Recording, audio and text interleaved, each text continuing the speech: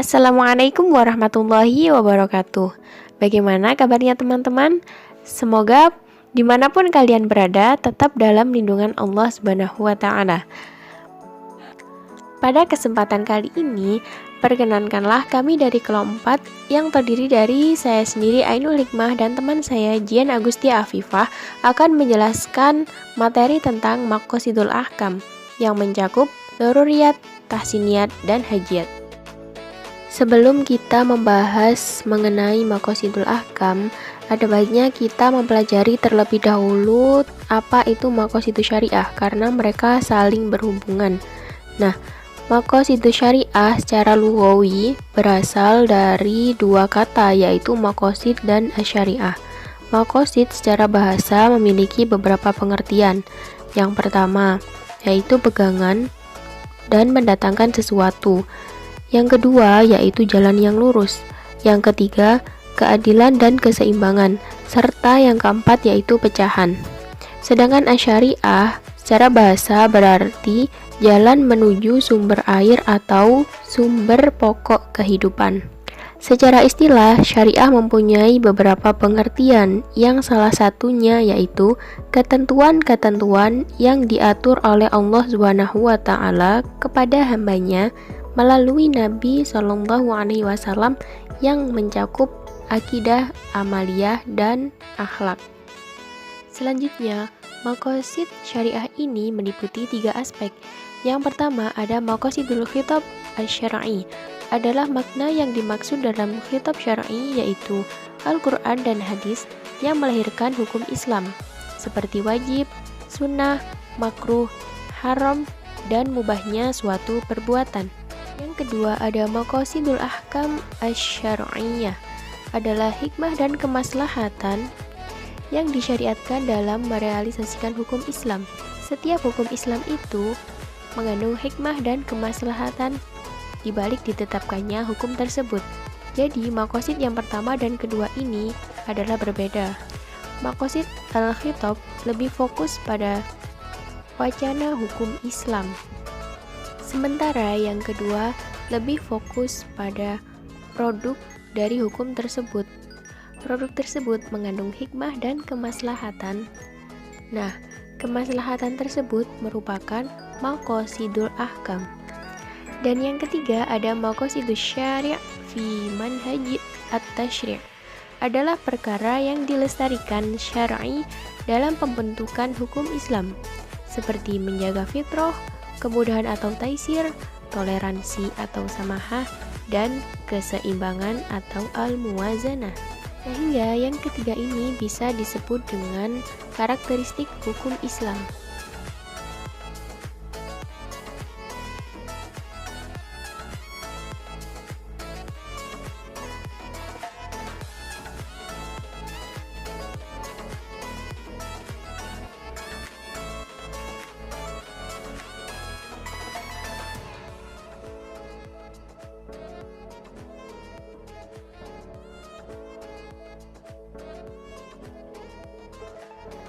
Untuk contoh aplikatifnya seperti ini.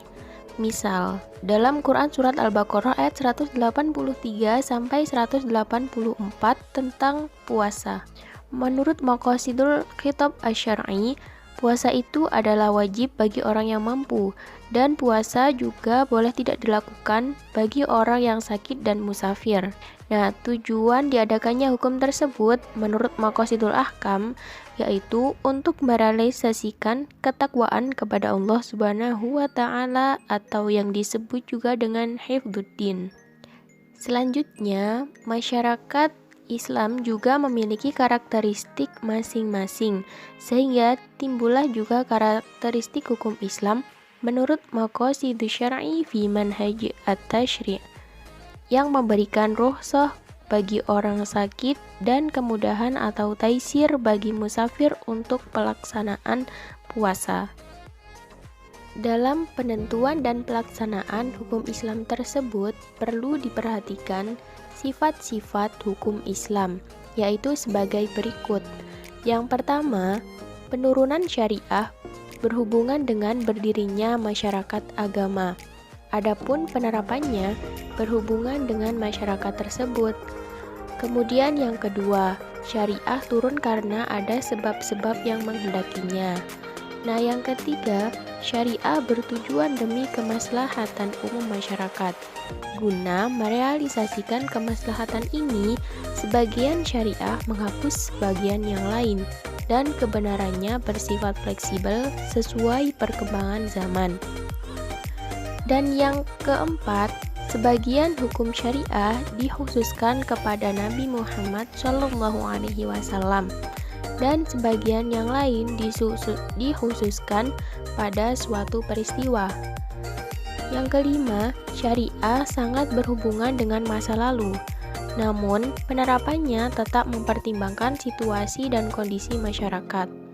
Dan yang terakhir, agama itu sempurna dan kesempurnaan hukum syariah adalah senantiasa berusaha menyesuaikan dengan kondisi sosial dan membimbing manusia untuk memahami hakikat dan jiwa kehidupan. Adapun tujuan dari Maqasidus Syariah sendiri adalah untuk mendatangkan kemaslahatan dan menghilangkan kemafsadatan. Sehingga menurut pandangan para ulama ahli fikih, ada 5 poin dasar yang menjadi landasan dan tujuan untuk mewujudkan kemaslahatan tersebut yang disebut dengan Al-Kulliyah Al-Khams. 5 hal tersebut yaitu yang pertama, memelihara agama atau disebut juga dengan hifdzuddin. Yang kedua ada memelihara jiwa, disebut juga dengan hifdzun nafs. Dan yang ketiga, memelihara akal atau disebut juga dengan hifdzul aqli.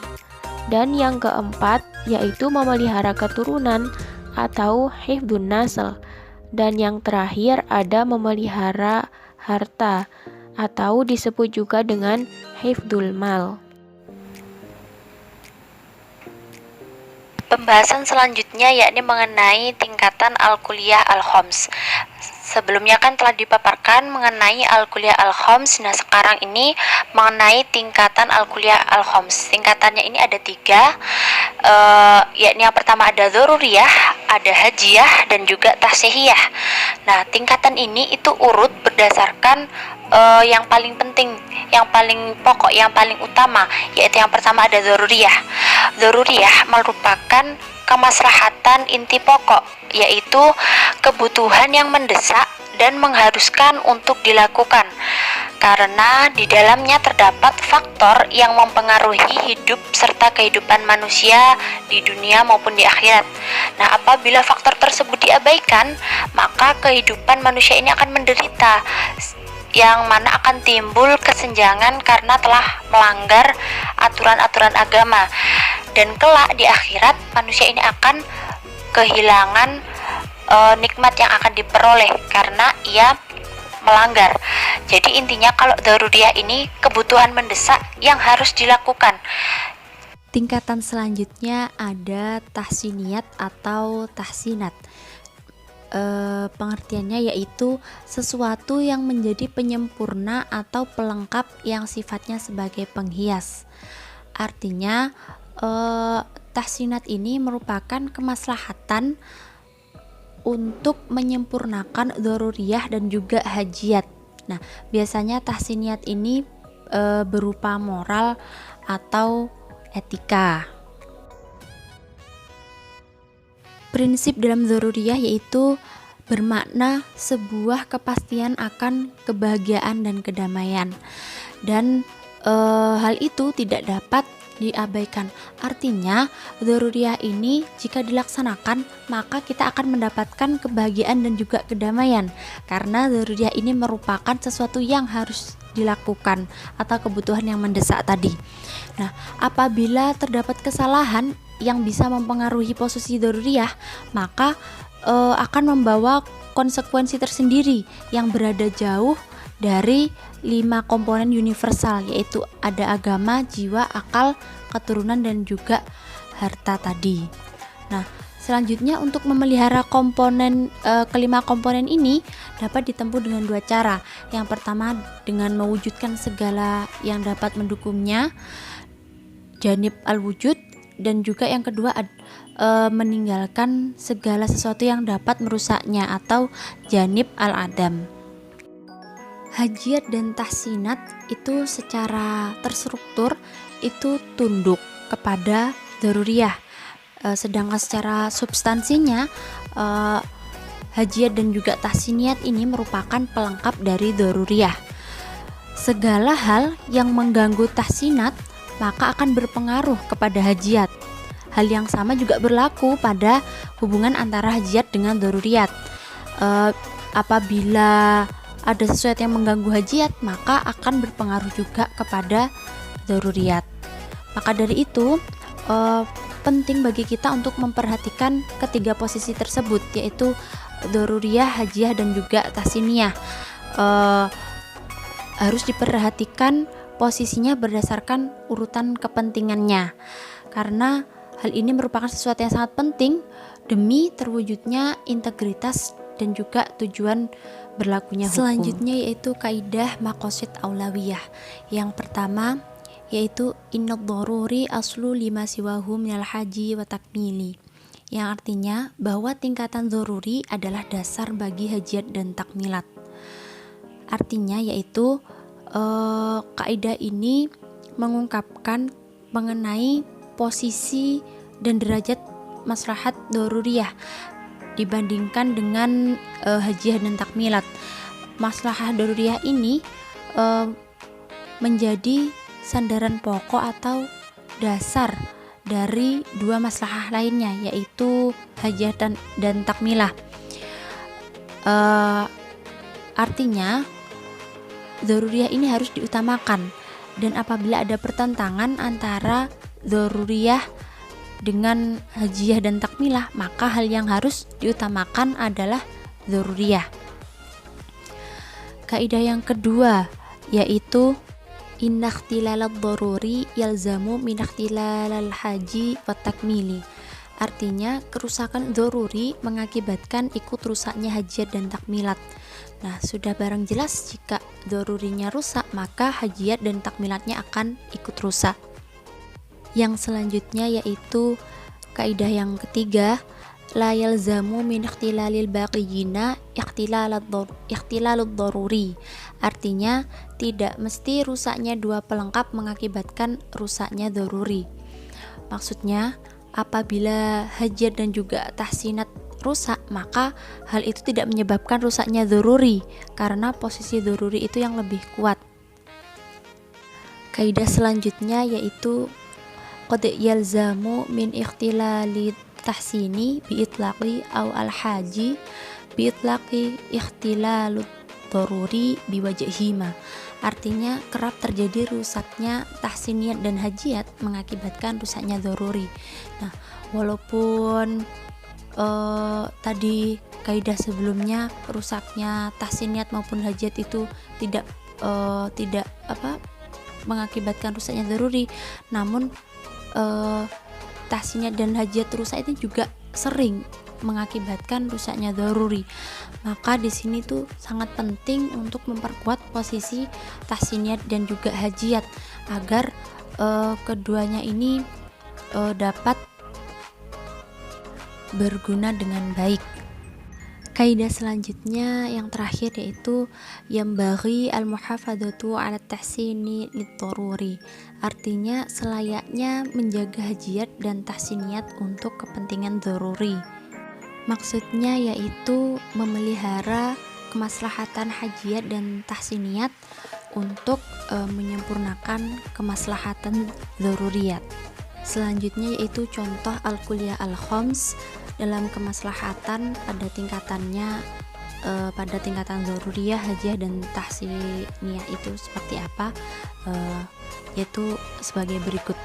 Yang pertama, menjaga atau memelihara terhadap agama, hifdzuddin. Daruriyahnya yaitu untuk menjaga agama itu melaksanakan sholat 5 waktu. Sholat 5 waktu merupakan hal yang mendesak dan harus dilakukan. Nah, hajiahnya sholat itu bisa dijamak ataupun dikosor apabila seseorang itu sedang melakukan perjalanan.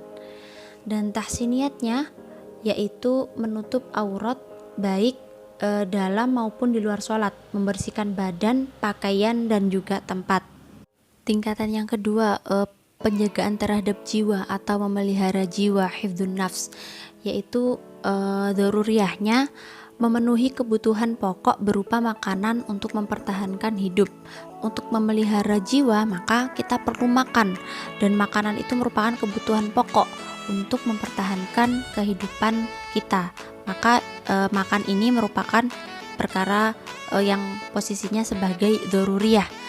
Hajiyahnya, kita diperbolehkan untuk berburu atau menikmati makanan yang bergizi dan juga halal. Nah, untuk tahsiniyatnya, ditetapkannya cara atau tata cara makan dan juga minum. Selanjutnya, penjagaan terhadap akal atau memelihara akal, hifdzul aqli. Daruriyahnya, diharamkannya meminum minuman keras atau khamar untuk menjaga akal manusia. Maka hal yang penting dan harus dilakukan itu pengharaman terhadap minuman keras, karena khamar itu dapat merusak akal manusia. Hajiyahnya yaitu agar akal manusia itu dapat berkembang dengan baik atau dengan dapat berguna, itu dianjurkan untuk menuntut ilmu atau menambah wawasan pengetahuan kita. Dan tahsiniyatnya menghindarkan diri dari menghayal atau mendengarkan sesuatu yang tidak berfaedah. Untuk contoh yang kedua ada dalam Quran Surat Al-Baqarah ayat 178 tentang kisos bagi pelaku pidana pembunuhan. Nah, menurut maqasidul khitab asy-syar'i ini hukumnya ada yang wajib, ada juga pengampunan atau pemaafan dari pihak korban. Nah, mengapa perlu adanya hukum tersebut? Tidak lain adalah untuk menjaga nyawa manusia, atau disebut juga dengan hifdzun nafs menurut maqasidul ahkam asy-syar'iyyah. Tetapi wajib tersebut juga bisa mendapatkan keringanan atau tahrif dan ampunan dengan membayar diyat berdasarkan karakteristik hukum Islam atau maqasidul syar'i fi manhaj at-tasyri'. Nah, kurang lebihnya seperti itu ya teman-teman, penjelasan mengenai maqasidul ahkam. Kurang lebihnya kami mohon maaf yang sebesar-besarnya. Adapun saran dan kritik akan kami terima dengan senang hati. Akhirul kalam, wallahul muwaffiq ila aqwamit thoriq. Wassalamualaikum warahmatullahi wabarakatuh.